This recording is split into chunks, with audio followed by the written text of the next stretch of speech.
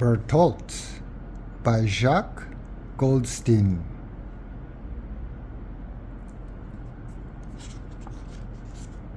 Bertolt.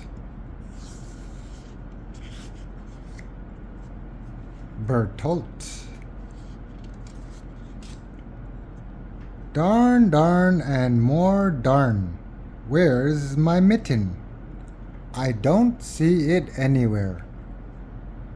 I know. I'll go to the lost and found. There are tons of gloves there. Leather ones, wool mittens, even baseball gloves.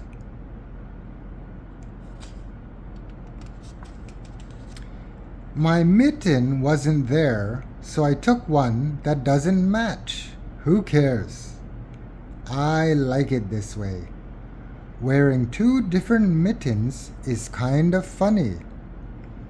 The only problem is that when you're different, people can laugh at you, or even worse.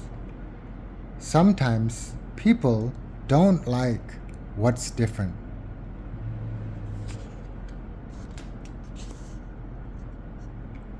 To tell you the truth, I have a feeling I'm not like other people. Not just because of the mittens.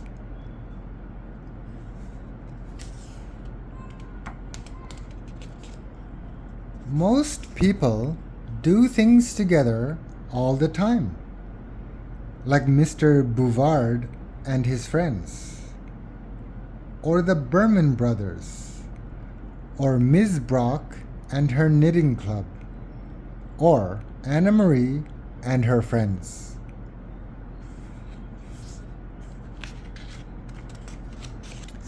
But me, I'm what you call a loner. I do stuff all by myself, and it doesn't bother me one bit. Just the opposite.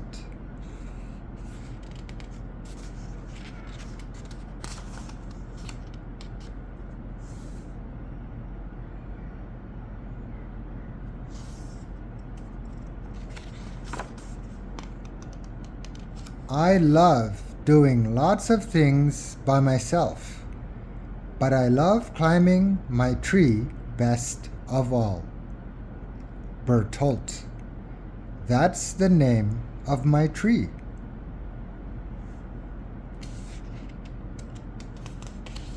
Bertolt is an ancient oak. I know this because one day workers came to cut down another oak. I counted its rings and got 172 years. Bertolt is much bigger. He must be at least 500 years old.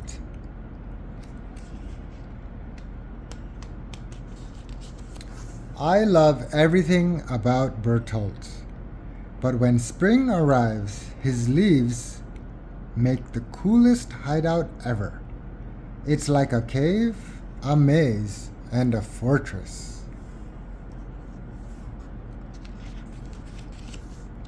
No one else climbs Bertolt. Maybe they haven't thought of it, or maybe they're scared. Anyone can climb an ordinary tree, but an old oak is something else.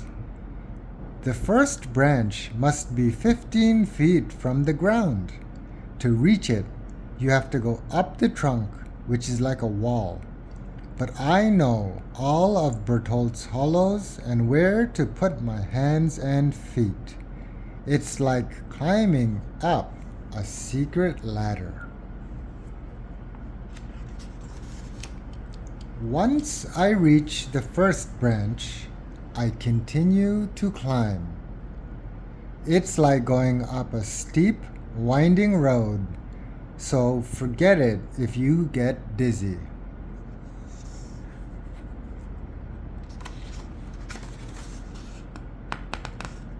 When Bertolt is covered with leaves, nobody can see me, but I can see everyone else.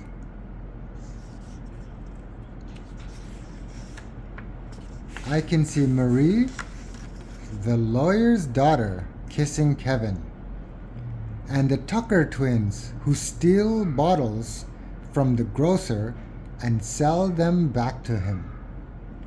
I can see the postman setting his traps, and Cynthia eating corn. I'm never alone in my tree. Squirrels scamper in search of acorns. There's a really smart crow who's become my friend. There's an old owl who sleeps all day. I respect him a lot.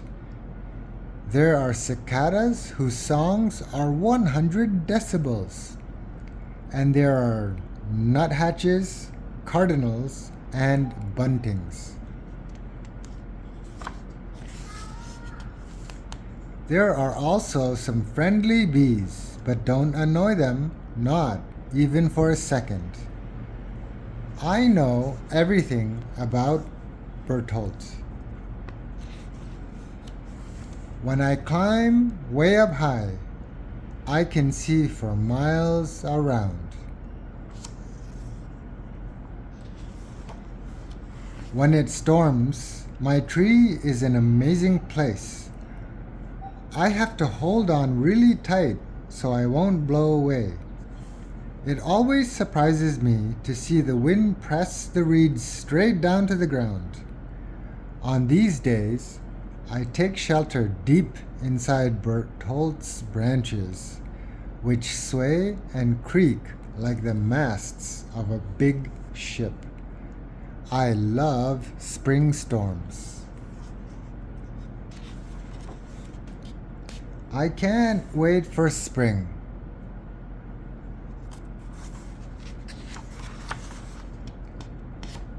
Hooray!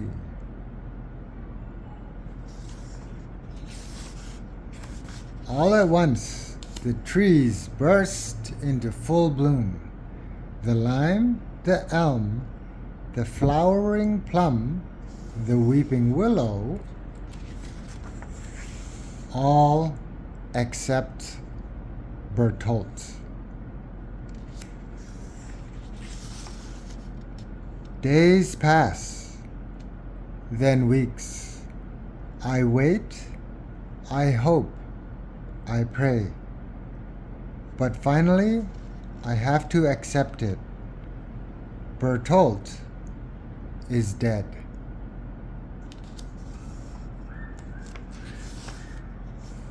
When a cat dies, we know it right away. Same with a bird.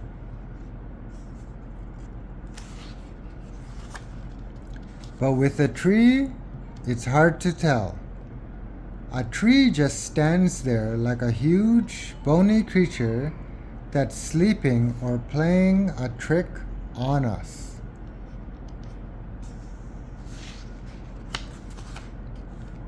If Bertolt had been killed by lightning or cut down, I would have understood. I know what to do when a cat or bird dies. But what should I do for Bertolt? I have to do something before Bertolt is turned into firewood, furniture, or toothpicks. I think I have an idea.